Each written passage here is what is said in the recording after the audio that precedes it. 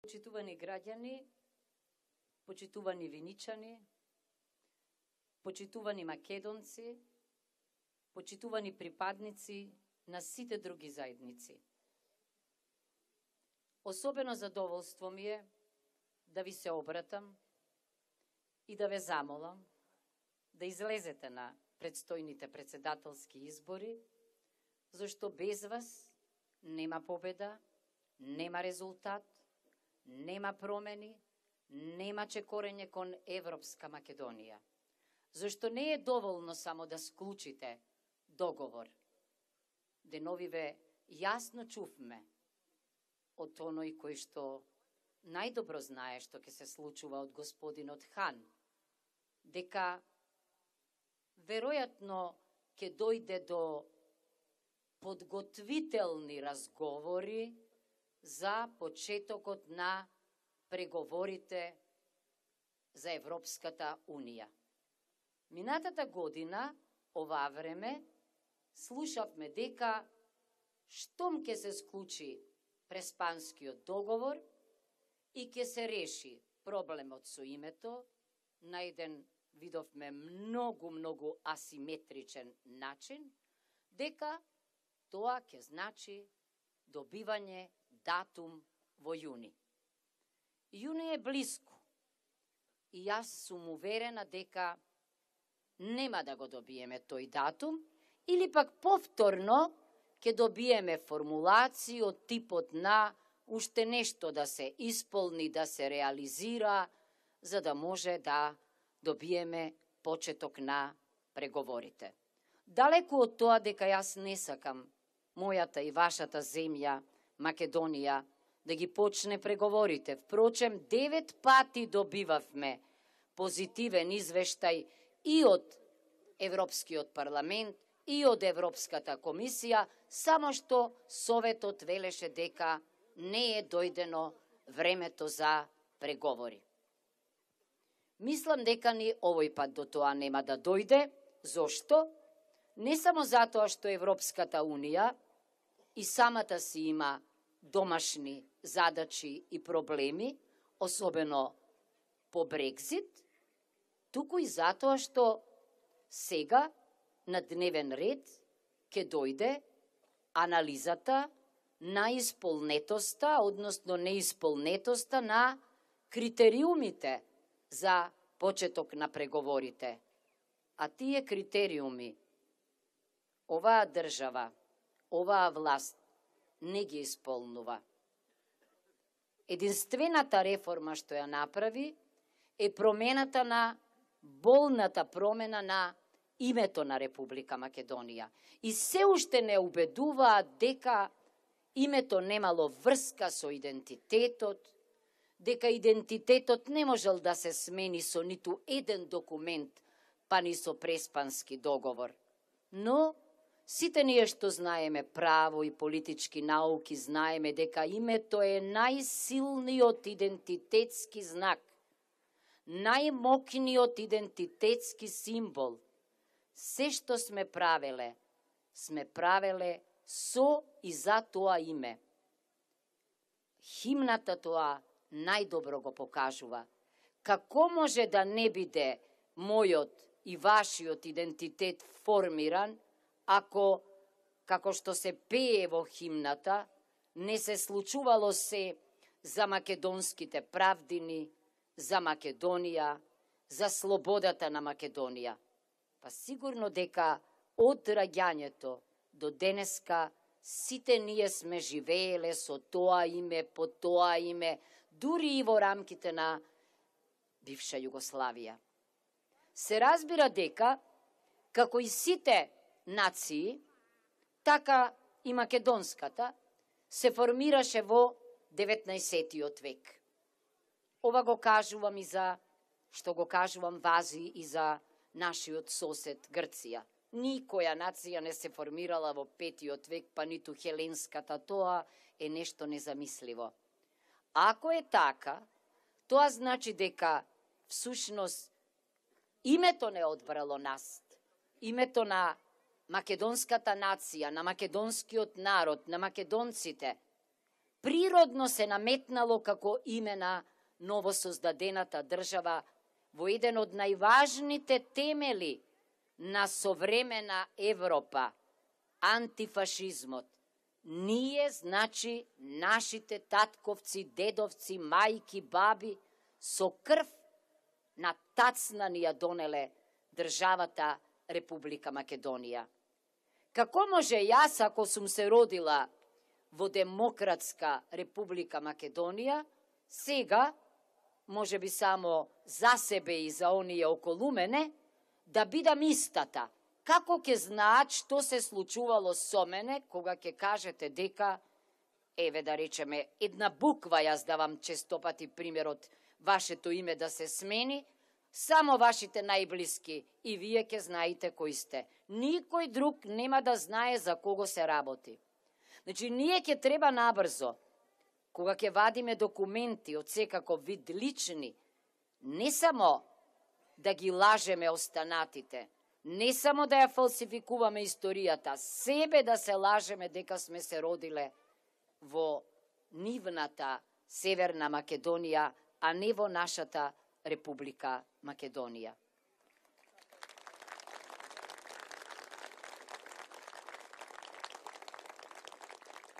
Впрочем, ние не бараме ништо друго.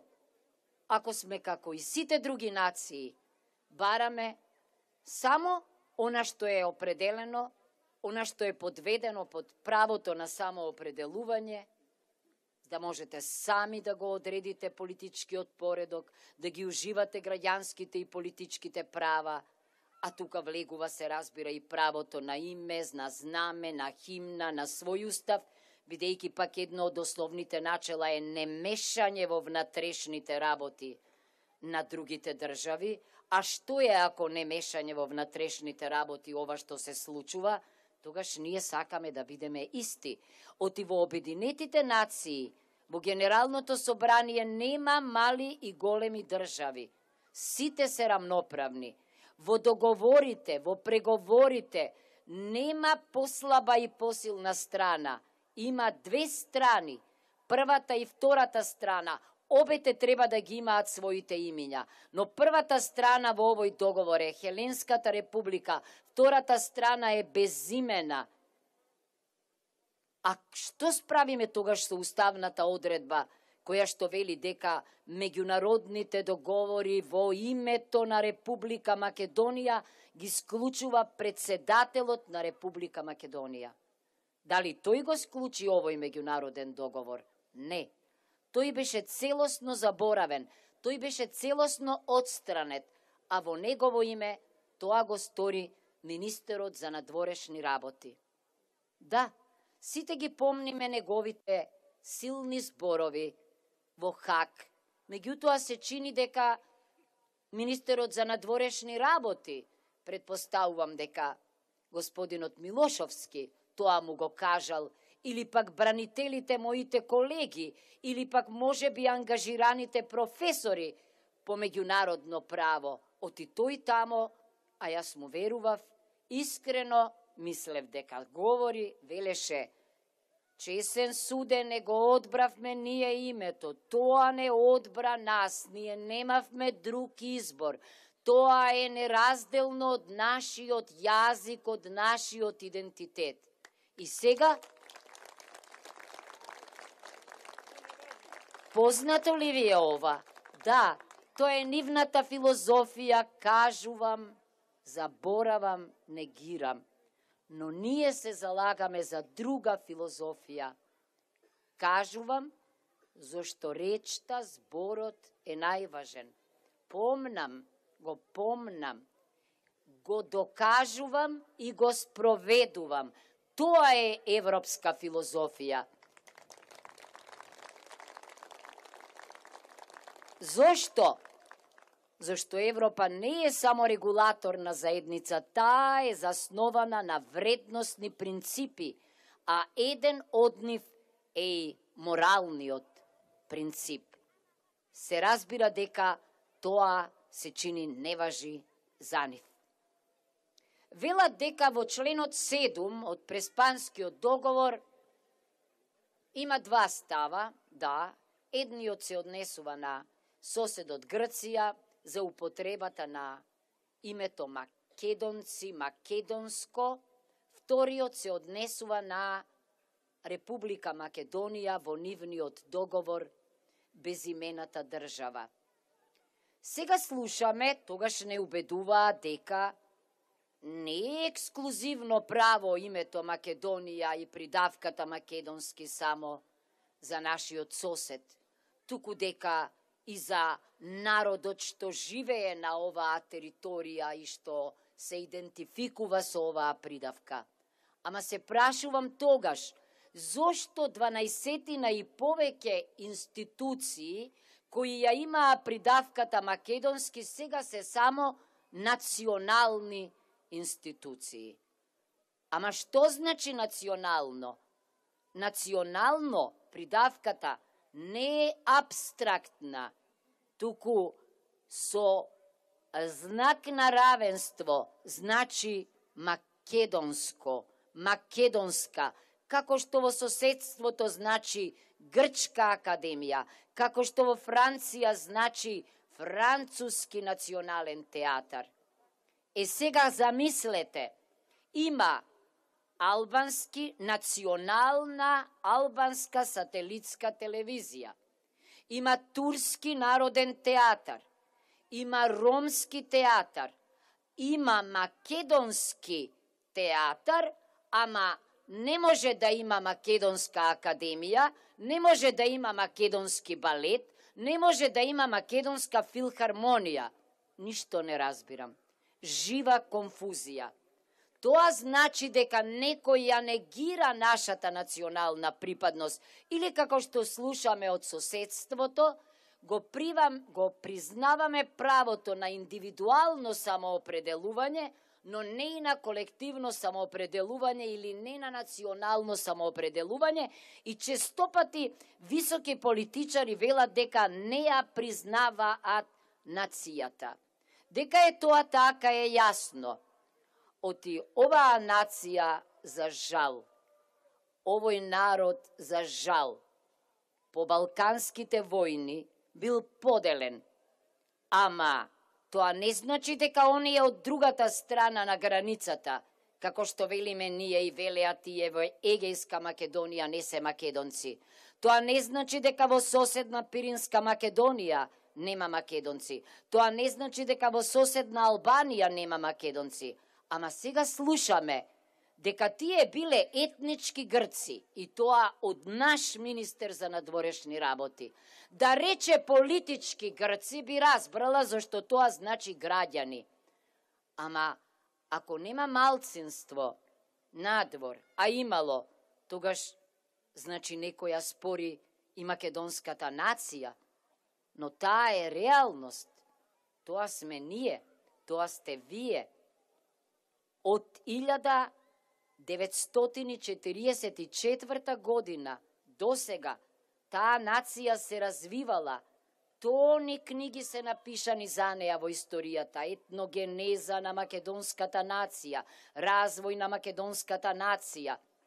Пред некој ден покажав една книга од многу познат италијански професор по право, публицист, комуниколог, Нуриджијани, кој што ја насловил книгата Македонскиот гений низ вековите. Тоа е една од 5 книги, цела едиција за развојот на македонската нација. Каков парадокс!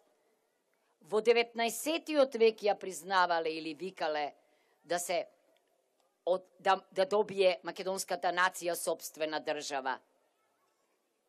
Пред 50 на години го споменав господинот Нуриджијани, истото го вели. Ама сега ние велиме дека мешање во внатрешните работи на Грција било, замислете, да се каже дека постои македонско малцинство. Па тога што правиме со документите на Советот на Европа? Со рамковната конвенција за заштита на правата на малцинствата? Грција ја подпишала, не ја ратификувала. Има уште една за регионални и малцински јазици. Има десетици наоди за правата, кршење на правата на македонското малцинство во Грција. Каде отиде тоа малцинство? Се разбира дека е тамо, зашто се дека сме ние тука, има и малцинство тамо. Меѓутоа, тоа било мешање во внатрешните работи, а не било мешање во внатрешните работи некој однадвор да ви каже дека треба да го смените уставот. Зошто? За да го смените името. Мислам дека тоа е недозволиво низ призма на меѓународното задолжително право, но и низ призма на уставното право и уставот на Република Македонија.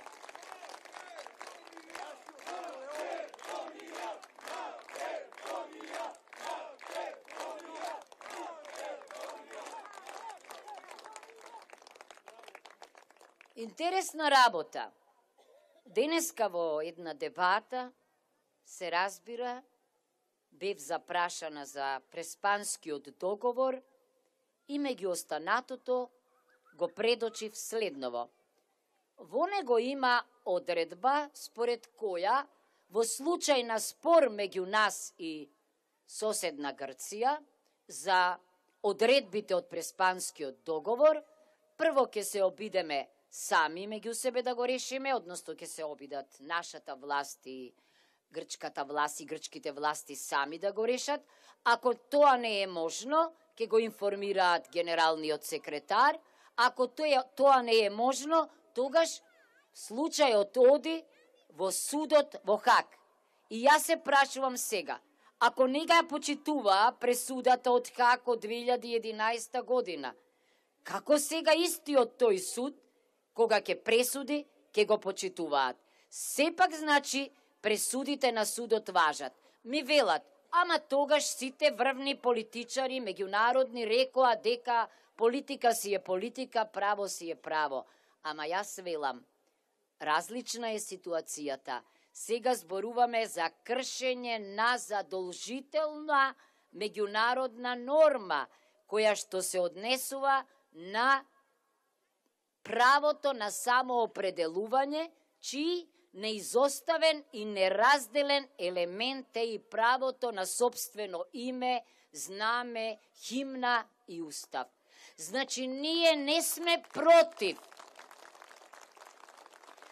договарање и преговарање, не сме против компромиси, меѓутоа, како и сите други држави, што се под плаштот на Обединетите нации, како сите други нации, и ние бараме да бидеме рамноправни во овој поглед. И се разбира дека тоа на правен начин ќе го извојуваме и се разбира, не велам утре, меѓутоа кога нешто е засновано на кршење на устав и на кршење на меѓународно право, тоа може да биде ништовно.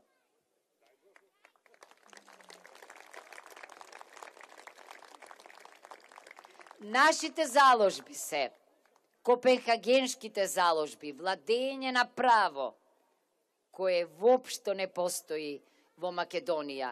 Сите извештаи зборуваат за авторитарен систем, со елементи на тоталитарен систем, за кршење на човекови права, за селективна правда, за реваншизам го чувме неодамна и народниот правобранител на Република Македонија. Гледаме судски реформи не баре прават, ама како ќе има судски реформи ако на чело на Советот за судски реформи стои премиерот? Нели е тоа директен упад во независноста на судството? Во тоа тело треба да седат врвни правници, судии, адвокати, меѓутоа не и премиерот на Република Македонија. Особено што и самиот беше предмет на истрага.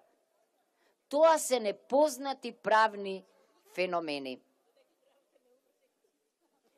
Кога е економијата во прашање, јас не сум економист, но не можам да се ослободам од впечатокот на ништавноста во економијата, кога пред некој ден чувме дека германските фирми во Македонија ја оценија македонската економија со 0, што е следното, минус, ирационален број.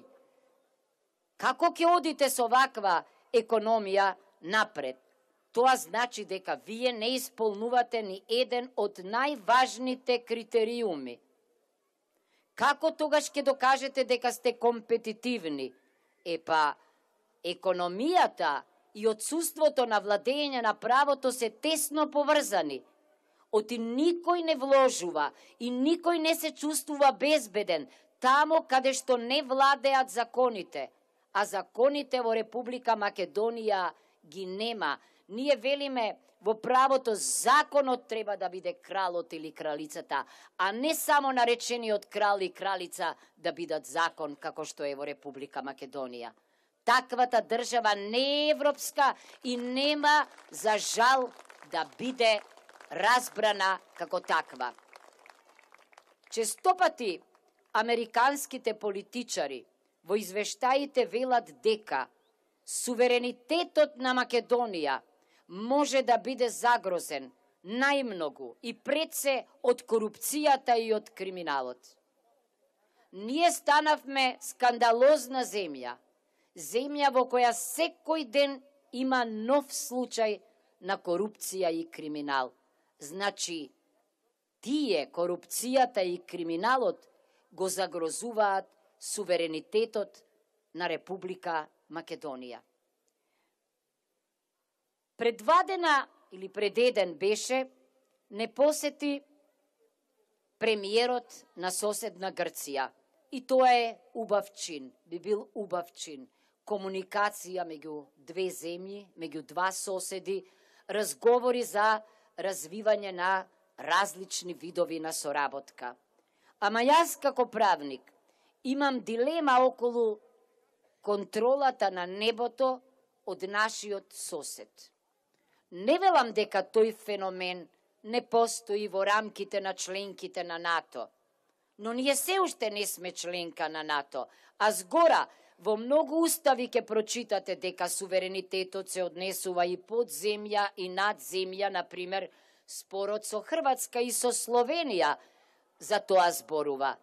Но основното прашање е како тоа ние бевме информирани за ова без да разговара за тоа парламентот, бидејќи пратениците се носители на суверенитетот на граѓаните.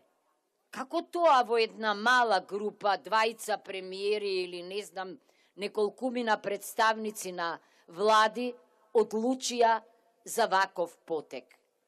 И тоа е надвор од границите на правото. Да се вратам на самите избори.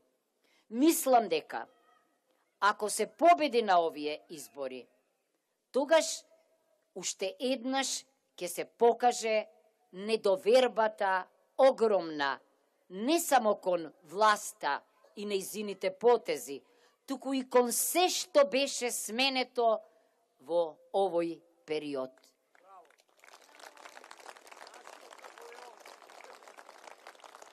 Тоа ќе биде повик за заминување, но тоа ќе биде повик и за ново доаѓање на некоја друга коалиција, на некоја друга партија, бидејќи предвремените парламентарни избори се наметнуваат како реалност. На гласачките кутии се решаваат проблемите, а не низ интригите и не низ кршењата на правата кои секојдневно се случуваат во Република Македонија. Значи, суспендиран е парламентот, внатре во парламентот е суспендирана опозицијата, немаме поделба на власта, имаме послушна и неквалификувана администрација. Каква е таа демократија тогаш? Не, тоа не е демократија. Демократијата допрва треба да се гради во оваа земја. Благодарам. Сега ќе кажам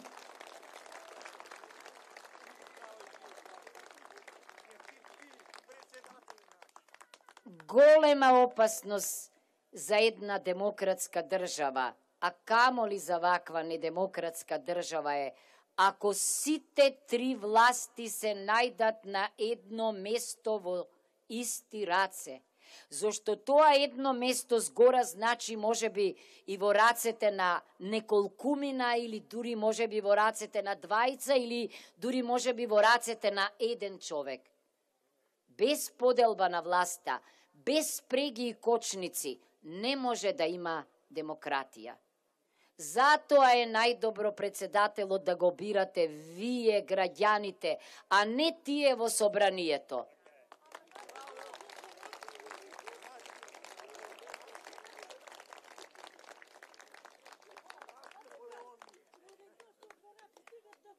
Народот е помудар. Народот знае не само да процени партија, туку да процени и личност, зашто председателот мора да биде председател на сите граѓани на Република Македонија, без оглед на етничка, расна, верска, социјална или било каква припадност. Таквиот председател ќе може да биде неутрален модератор, може да биде неутрален арбитар. Таквиот председател ќе може да укажува, таквиот председател ќе може да советува, таквиот председател ќе може да гради единство, таквиот председател ќе може да помирува. Затоа јас мислам дека не заради мене само, мислам дека ВМРО ДПМН, оние кои што гласаа на конвенцијата, веројатно беа водени од таа потреба да ги привлечеме не само членовите и симпатизерите на партијата, туку и неутралните луѓе кои се неверојатно незадоволни од се што се случува. Оние кои не гласале, оние кои биле во СДСМ, но се длабоко разочарани, оние кои за прв пат ќе гласаат, зашто здравиот разум им зборува дека нешто не е во ред и дека треба да дојде до радикални промени. Ако ме изберете,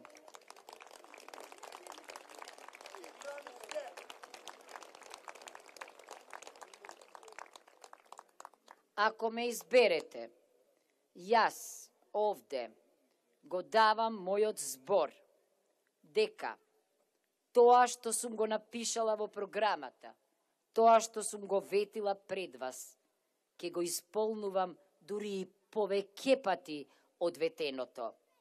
Нема да трчам по привилегии. Една од првите мерки што мислам да ја предложаме, да ја тестирам реформата на мене, да се откажам од привилегиите што ги има во тој закон за привилегии на председателот. Зошто? Зошто во сиромашна држава председателот треба да живее, да сочувствува, да ги разбира граѓаните.